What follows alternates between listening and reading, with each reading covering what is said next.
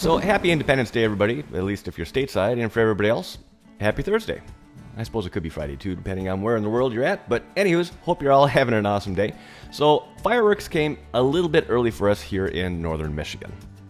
About a week and a half ago, we had a direct lightning strike on a tree that was maybe about 100 yards from the house, and I've never seen anything like this. We ended up having a tree service come out to do the cleanup for us, and even they said, we've seen lots of trees get struck by lightning, but we've never seen one literally get blown into a million toothpicks.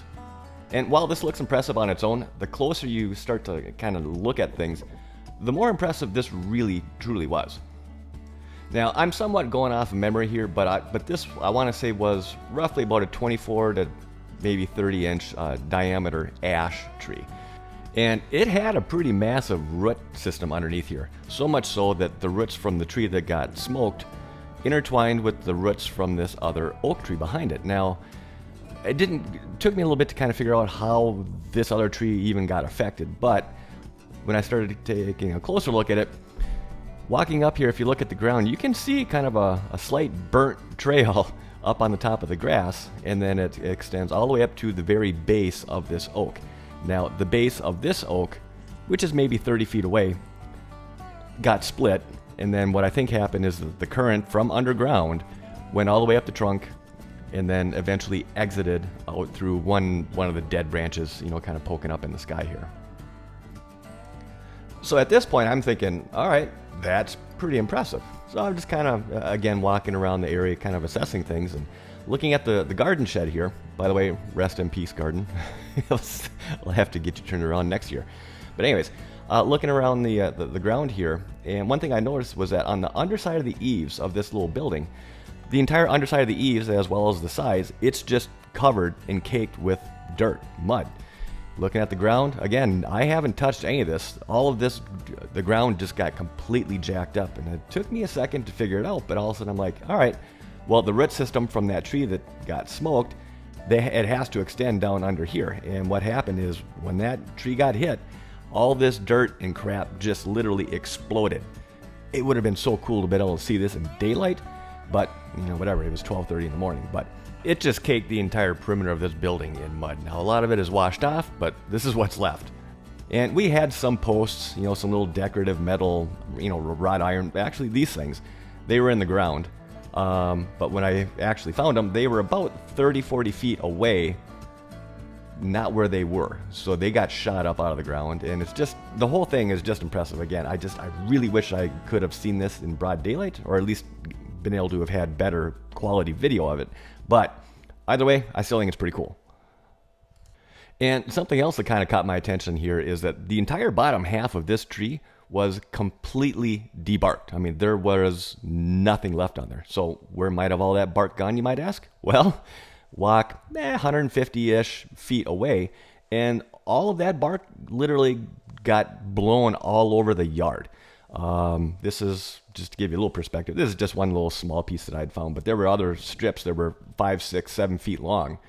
And this one, again, 150-ish feet away. Now, what I found very surprising was that there were also big chunks of bark on the top of the hill, literally feet away from the shop, which is just on the other side of this grove of trees here. How the hell it made it through all that, I have no idea, but wow. So fast forward a couple of days, and I was able to make some arrangements with the tree service to have them come in with all the toys and do the cleanup. Now, for a very short period of time, I did kind of cater the idea of, well, maybe I can kind of piece this apart on my own and just kind of pick away at it over the rest of the summer. But reality is, I still can't be swinging a chainsaw around, and I don't think that's going to be changing in the foreseeable future because I got surgery number 2 coming up here in 4 weeks. So, tree service it is. Take my money.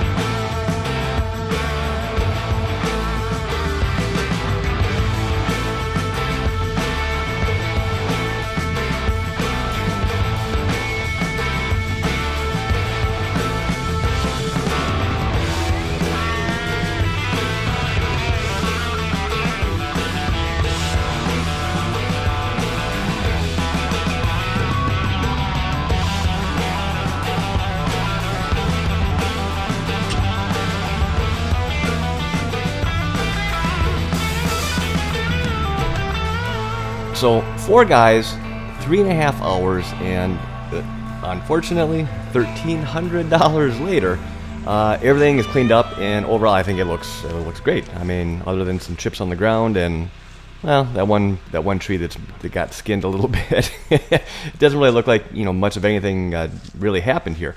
Now, I don't have real high hopes that this oak that we left is actually going to survive. But we'll see. We figure we'll give it a fighting chance. If it starts to go south, well, then that looks like that's going to be, a next year problem. But overall, no damage to the building. The garden itself really looks pretty good. I mean, the fencing got a little bit jacked up. Not too bad. I was going to change some of the fencing on that anyways, as far as doors and access and whatever. But I wasn't intending to do that this year. And, well, I'm not going to be able to do it this year. So, that's going to be another next year problem. But with all that said, though, I think the tree service guys, they did a great job, left everything nice and clean, and at the end of the day, I got a nice pile of mulch. So with that said, let's button this video up, and I'll see you this weekend for regular boat stuff. This has been a Boatworks Today production.